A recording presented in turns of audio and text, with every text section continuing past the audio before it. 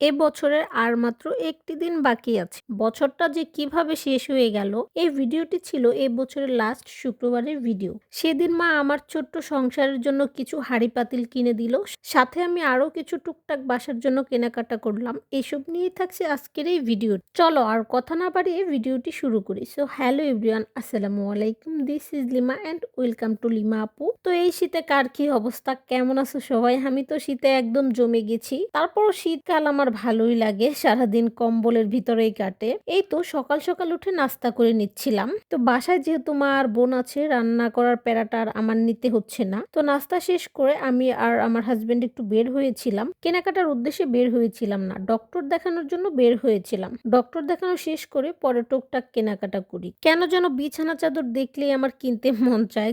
দরকার ছিল না বিছানার চাদরের, তবুও একটা পছন্দ হয়ে যায়, পরে নিয়ে নেই। সাথে আরো টুকটাক প্রয়োজনীয় অনেক কিছুই কিনি। কেনাকাটা শেষ করে বাসায় এসে দুপুরে খাবার খেয়ে নেই। খাবার খাওয়ার পরপরই আমার একটা পার্সেল চলে আসে। পার্সেলটা রিসিভ করতেই আমি আর মা বাসার নিচে চলে আসি।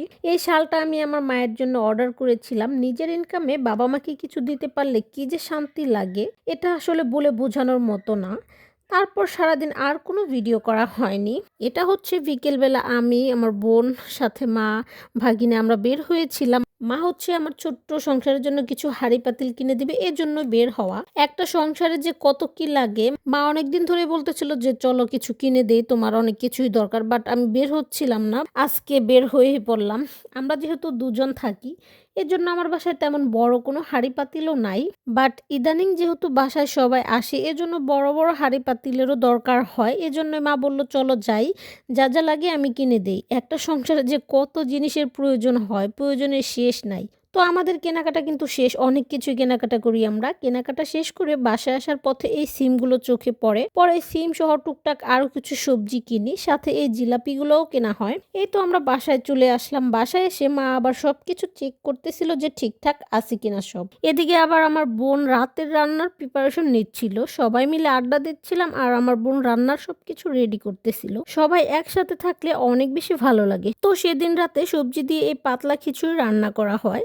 সেদিনের খিচুড়িটা অনেক বেশি মজা হয়েছিল। আমরা সবাই অনেক বেশি খিচুড়ি পছন্দ করি। আর শীতকালে সবজি দিয়ে এই গরম গরম পাতলা খিচুড়ি খেতে কি যে মজা। 2-1 দিন পরপরই আমাদের খিচুড়ি খাওয়া হচ্ছে। তোমরা আবার আমার খিচুড়ি খাওয়া দেখে বোর হইও না।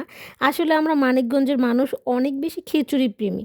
মানিকগঞ্জ জেলা থেকে যারা এই ভিডিওটি দেখছো অবশ্যই একটা করে কমেন্ট করে যাও। আর আজকের ভিডিও এখানে শেষ দিচ্ছি। সবাই ভালো থেকো, সুস্থ থেকো, আল্লাহ হাফেজ।